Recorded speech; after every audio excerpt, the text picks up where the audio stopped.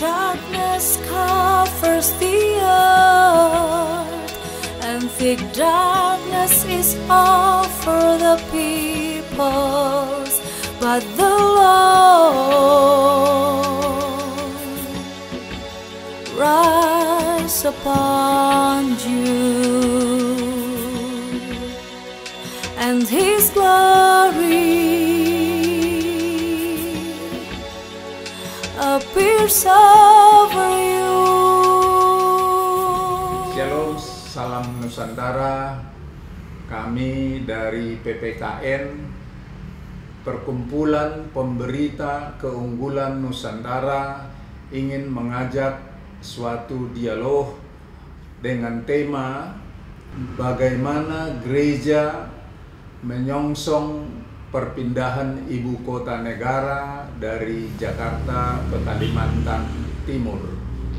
Seperti sudah menjadi informasi umum bahwa Presiden Jokowi sejak 2019 telah memutuskan dalam rapat kabinet terbatas untuk memindahkan ibu kota dari Jakarta ke Kabupaten Penajam Utara menjadi lokasi ibu kota baru.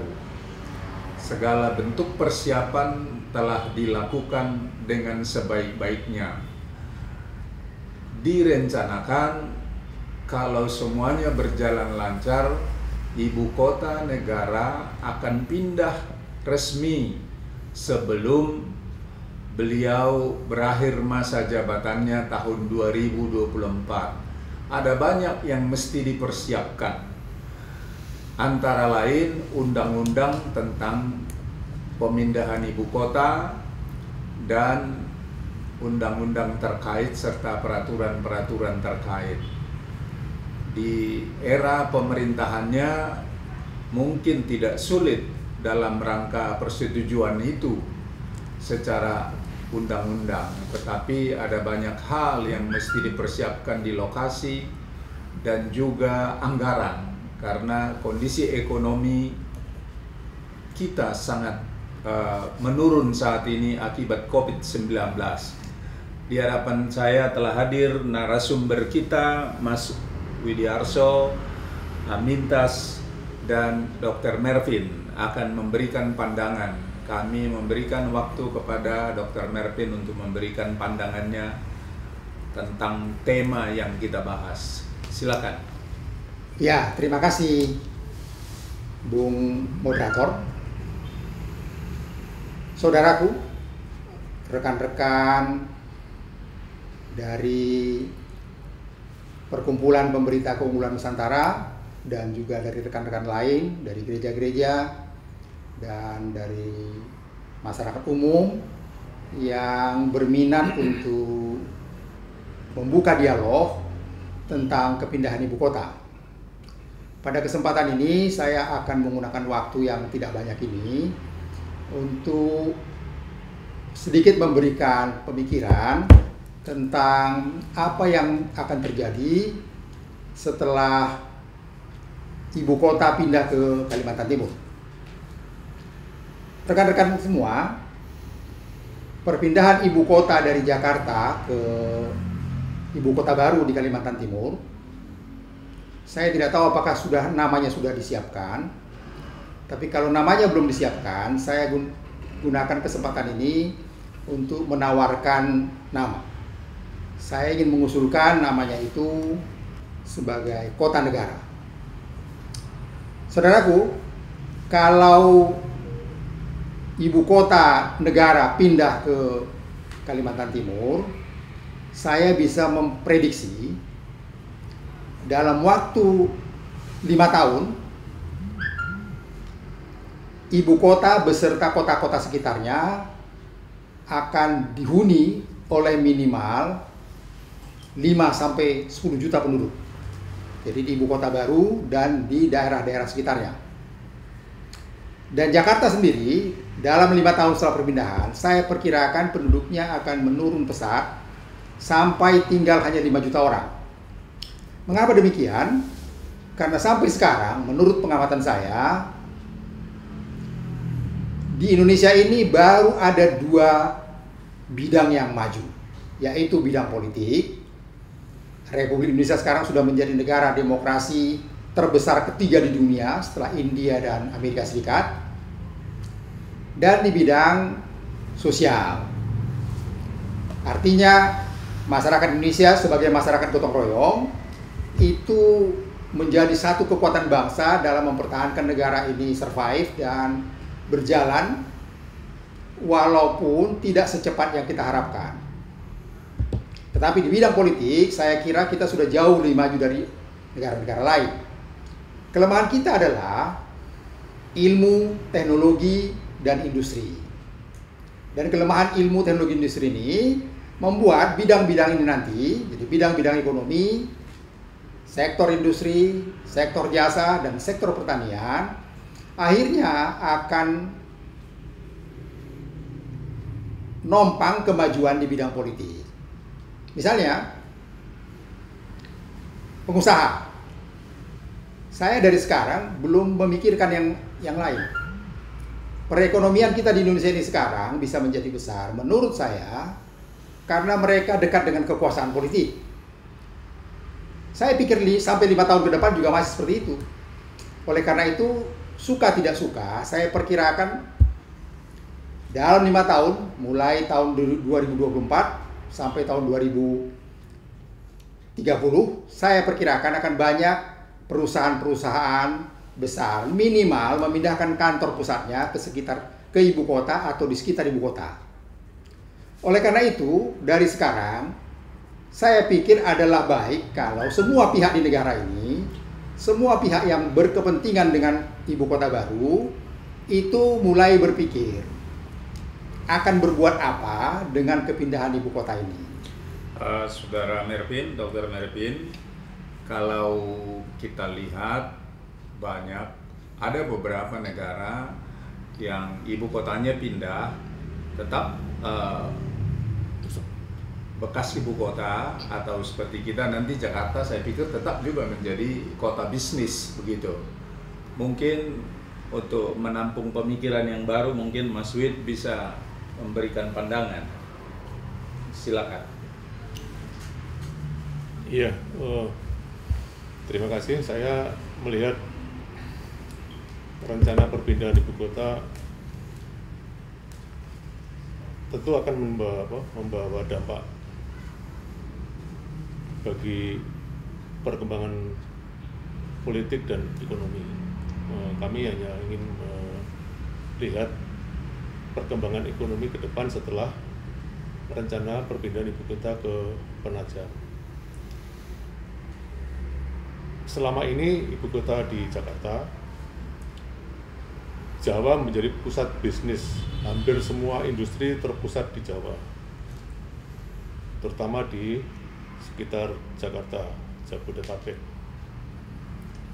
Apakah nanti setelah pindah ke Penajam, apakah industri-industri di Jawa akan hengkang atau memindahkan usahanya di sekitar ibu kota yang baru? Sedangkan di calon ibu kota yang baru, di sana sudah dikelilingi ada Balikpapan, ada Samarinda, dan juga ada Bontang. Dan di sana sebetulnya sudah ada industri, terutama migas. Saya pikir industri di Jawa mungkin akan tetap berjalan seperti biasa, dan mungkin yang akan datang akan berkembang di Penajam. Yang menjadi masalah adalah ketika nanti ibu kota pindah, biasanya urbanisasi dari desa-desa akan berbondong-bondong menuju ke calon ibu kota baru. Nah, ini akan menimbulkan dampak tersendiri, menjadi kepadatan penduduk seperti di Jakarta. Sebetulnya Jakarta itu kalau kita melihat di luarnya memang oke lah, megah, tetapi di dalamnya masih banyak yang kumuh. Untuk kedepannya mungkin Saya pikir pasti sudah dipikirkan sedemikian rupa sehingga tidak terjadi seperti yang sekarang. Dan dari segi bisnis mungkin tidak ada masalah ya, baik ibu kota di Jakarta atau di Penajam. Kalau kita lihat ibu kota Jakarta tidak direncanakan menjadi ibu kota Republik, hanya karena perjuangan dulu rancang bangun Jakarta ini adalah pada saat penjajahan Belanda. Tata ruang, tata kota, lingkungan tidak dipersiapkan Jakarta menjadi ibu kota. Tapi tentu kalau sudah pindah ke Penajam itu pasti jauh lebih baik dan itu akan sangat baik untuk perkembangan Indonesia. Bagaimana menurut Saudara Amintas?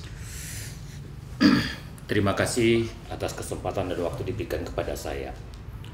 Kalau kita tadi sama-sama mendengarkan apa yang telah disampaikan oleh pembicara-pembicara yang terdahulu, bahkan moderator tadi menyampaikan bahwa pemerintah Republik Indonesia telah mencanangkan bahwa tahun 2024 ibu kota negara Republik Indonesia resmi pindah ke Kalimantan atau Kalimantan Timur Penajam. Bahkan kita mendengarkan pernyataan daripada Presiden Republik Indonesia bahwa perayaan ulang tahun kemerdekaan Republik Indonesia pada tahun 2024 1 Agustus sewajarnya sudah dilaksanakan di ibu kota negara yang baru, sekaligus menandakan bahwa ibu kota negara Republik Indonesia resmi pindah.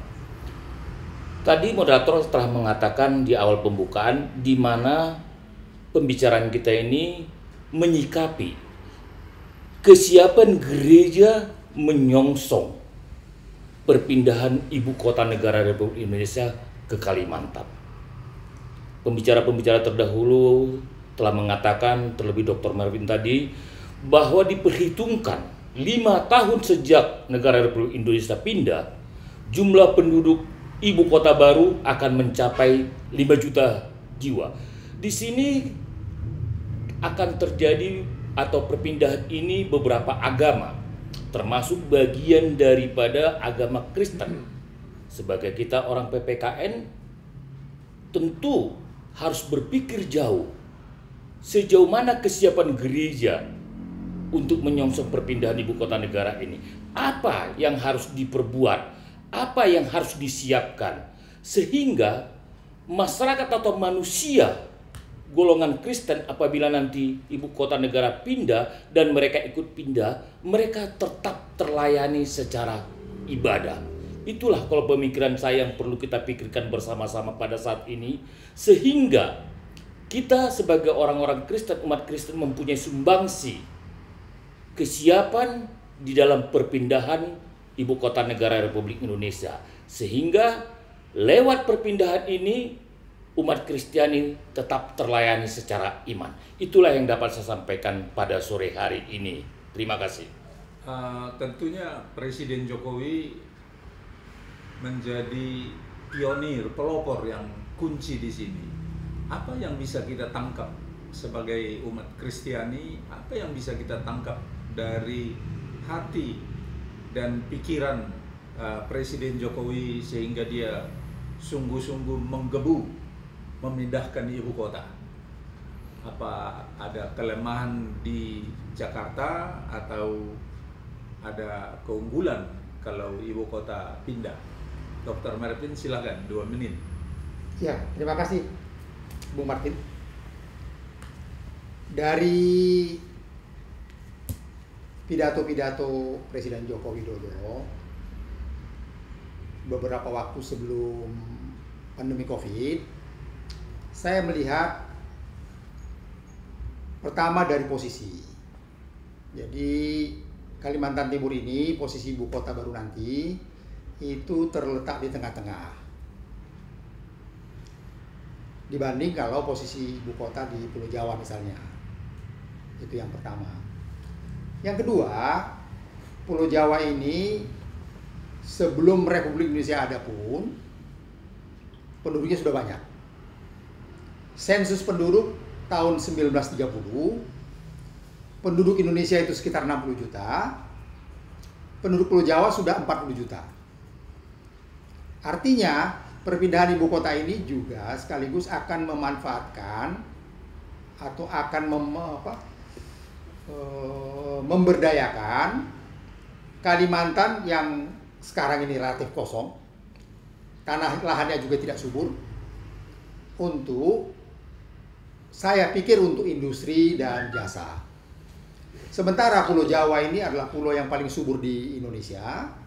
Ini menurut saya akan kembali menjadi daerah-daerah pertanian. Dan saya pikir bagus, karena Pulau Jawa ini memang sangat subur. Dan Kalimantan sangat tidak subur. Ya. Saya perkirakan tahun 2022, jadi setelah pandemi COVID ini selesai, tahun 2022 saya perkirakan tukang-tukang bangunan, kuli-kuli bangunan yang berkumpul bekerja di ibu kota baru itu mencapai sekitar 1 juta orang. Dari 1 juta orang ini saya perkirakan dari Pulau Jawa saja nanti bisa sekitar 70-80%. Kenapa?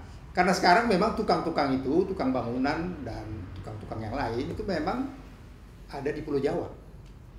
Nah, artinya kita juga harus melihat apa yang perlu kita kerjakan dengan ada tukang-tukang dan kerneknya itu sebanyak 1 juta orang pada tahun 2022. Tapi mungkin soal tukang karena teknologi sudah makin maju. Mungkin kalau dikatakan tadi 1 juta orang pindah ke sana bisa juga mengakibatkan daerah sana menjadi kumuh. Bagaimana nih pandangan Mas Wid? Iya, saya pikir pemerintah punya rencana yang sudah sangat matang ya. Artinya tidak akan terjadi kekumuhan seperti di Jakarta yang memang ibu kota tidak terencana seperti sekarang yang akan dipindahkan ke Penajam. Tentunya akan ada langkah-langkah yang sangat membantu. Seperti di Singapura itu kan pekerja-pekerja sipil, pekerja-pekerja bangunan kan tinggal di sebuah semacam kayak apartemen gitu, sehingga tidak terjadi kekumuhan. Saya pikir seperti itu mungkin. Jadi ada persiapan untuk itu ya. Mestinya ya, mestinya seperti itu. Kemajuan itu. Bagaimana Amintas melihat ini? Memang hal itu sudah mungkin dipikirkan oleh pemerintah, mencegah terjadi kekumuhan-kekumuhan seperti apa yang terjadi di ibu kota negara kita, di mana semuanya tidak tertata dengan rapi. Tidak tertata dengan rapi semuanya. Bahkan tenaga-tenaga kerja sebagai buruh-buruh daripada pembangunan atau proyek dapat tinggal seenaknya di sana-sini. Tentu kalau ini dikelola dengan baik, ditata dengan baik, sebelum mereka sampai ke sana sudah dipersiapkan segala sesuatunya sehingga kekumuhan itu bisa teratasi dengan baik. Yang paling utama buat kita sebagai orang-orang gereja memikirkan apa yang harus kita perbuat sehingga keberadaan gereja itu di ibu kota negara yang baru yang akan ditempatin oleh pemerintah Republik Indonesia ini mempunyai arti dan mempunyai makna. Itu yang menjadi pemikiran-pemikiran buat kita pada saat ini. Sehingga perjuangan ataupun yang disebut dengan keberadaan gereja itu benar-benar bermanfaat di ibu kota negara yang baru. Terima kasih. Sebagai closing statement, bagaimana kita melakukan dialog yang lebih meluas dan edukasi kepada masyarakat gereja agar siap menyongsong perpindahan ibu kota negara dari Jakarta ke Kalimantan Timur. Kami persilakan Dr. Mervin. Terima kasih Bung Martin. Saudaraku, pada waktu yang tinggal sedikit ini saya ingatkan kembali, ibu kota hampir pasti pindah. Kepindahan ibu kota akan diikuti dengan perpindahan penduduk Indonesia, terutama dari Pulau Jawa, pindah ke ibu kota dan daerah-daerah sekitar ibu kota. daerah sekitar ibu kota itu bisa saja jaraknya 100 km, tapi juga bisa 200 km. Itu terserah usaha apa yang mau dia buat nanti di Kalimantan. Yang ketiga, kita sebagai bagian dari warga negara Indonesia, menurut saya perlu memperhatikan proses perpindahan ini agar kita bisa ikut menentukan apa yang sebaiknya terjadi di ibu kota baru nanti dan apa yang sebaiknya terjadi di Pulau Jawa, khususnya di Jakarta. Baik. Terima kasih. Terima kasih Dr. Mervin. Saudara Mintas. Seperti apa yang telah disampaikan oleh Dr. Mervin, di mana ibu kota sudah bisa dikatakan pasti pindah karena sudah merupakan keputusan daripada pemerintah Republik Indonesia agar ibu kota pindah pada tahun 2024. Seperti apa yang saya sampaikan terdahulu, bahwa di sini dituntut peranan gereja ambil bagian di dalam perpindahan ibu kota Republik Indonesia. Sehingga apa yang terjadi di ibu kota Pulau Jawa sekarang ini, di mana terjadi ketimpangan antara minoritas dan dengan mayoritas, hal tersebut tidak akan terjadi di ibu kota negara yang baru apabila kita umat Kristiani lebih mempersiapkan diri baik secara SDM yang unggul. Terima kasih. Baik, Mas Wid, closing statement. Ya, kami berharap dengan perpindahan ibu kota yang baru tidak akan ada lagi demo-demo seperti di Jakarta, sehingga akan mendatangkan stabilitas politik yang lebih stabil. Itu harapan kami. Terima kasih. Baik, PPKN sangat peduli untuk membangun dialog dengan komunitas Kristiani khususnya dan umumnya komunitas Nusantara untuk membangun keunggulan Nusantara.